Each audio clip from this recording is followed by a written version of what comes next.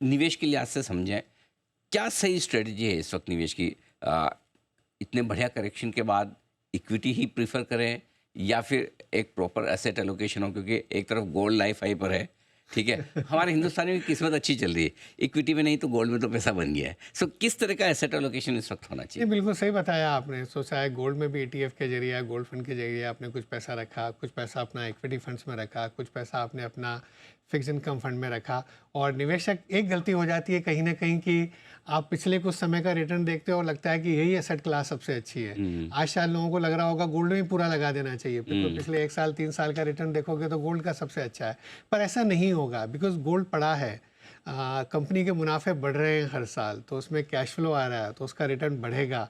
Gold तो तब बढ़ेगा कि अगले वाला आदमी आपसे ज़्यादा भाव दे करके खरीद ले। गोल्ड तो कुछ कमा नहीं रहा है वहाँ पर। ठीक पर बात। कई कारण बने, जो दुनिया में जियो पॉलिटिकल रिस्क है, जो यूएस की पॉलिसीज़ हैं, कई तरह के लोगों को डर है, तो उसकी वजह से गोल्ड का भाव बढ़ रहा है। लेकिन हमने कई साइकिल्स देखे हैं जब कई वर्षों तक गोल्ड ने भी रिटर्न नहीं दिया, कुछ वर्षों में अच्छा रिटर्न दिया।